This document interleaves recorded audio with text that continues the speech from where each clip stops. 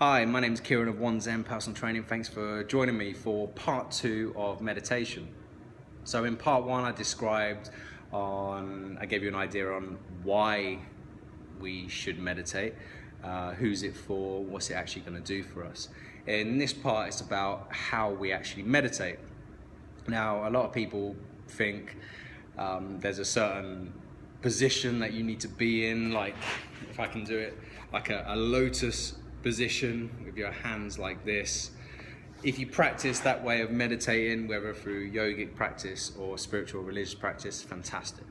But for the everyday person who wants maybe a non-dogmatic approach, who just really want to use meditation to enhance recovery, not just from training but from life in general and de-stress, then the position that you're in ultimately is fairly irrelevant.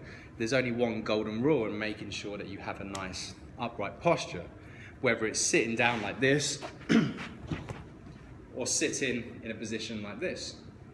I would recommend, however, having your right hand in your left hand and thumbs gently touching.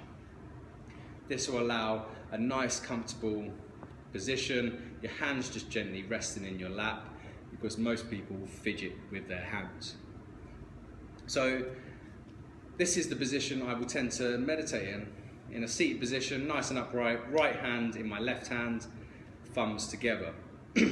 The other key point, which a lot of clients have trouble with, is diaphragmatic breathing. So in quite a few meditation practices, they say, don't worry about breathing as long as you're breathing through your nose. But the reality is, I know from just a therapy side of it, whether a physical therapy, holistic therapy and so on, that your diaphragm needs to work. And when you're stressed throughout the day, your diaphragm can actually become stuck in essence, or doesn't work as efficiently. And this can have a knock-on effect, problematic aspects with your spine, the pumping aspects, because there's major blood vessels from the heart that go through your diaphragm. There's a real kind of whole chain of events that happen after you start letting your diaphragm actually do its job. A lot of people say, well, breathing becomes natural. I really beg to differ. A lot of people breathe to survive, and that's all that happens. I'll give you an analogy, swimming. I can swim enough that I don't drown. Whereas my missus, for instance, she can swim like she's a swimmer. She swims very efficiently and very well. It doesn't necessarily mean she's fitter or stronger, it just means she's more efficient. So she can lap me quite well. I can do enough to stop drowning. This is how people tend to look at breathing. Well, I'm alive, so I must be breathing, so I must be doing okay. But the reality is, you need to release your diaphragm, and when it releases, you will know about it, because if you've never done it before, then it's hard to describe.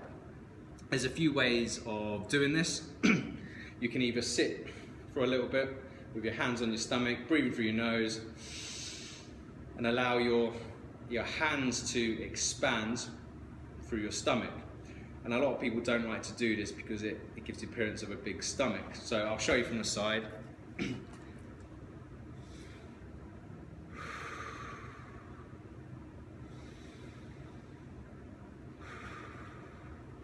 So you're just giving a bit of feedback between your hands and your diaphragm. Another way is to gently massage the ridge between your ribs and the soft tissue. So we have a thing called a Chapman's reflex, which a physiotherapist called Douglas Heel describes very well. And it's about stimulating that parasympathetic response, but locally in your diaphragm.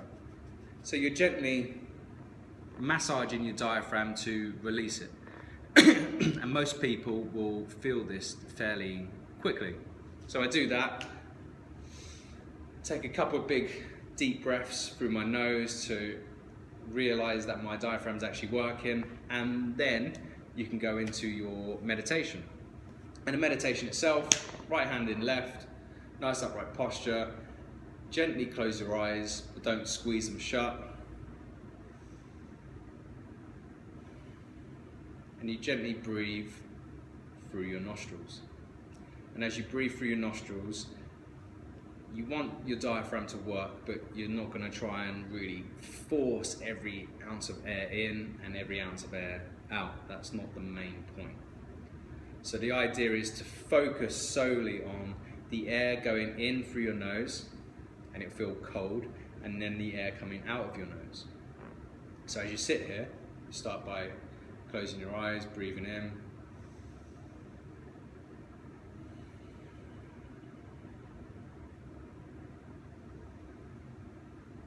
And as you breathe in, try and picture the air as a nice, brilliant white light. And as you breathe in, it starts to fill your body.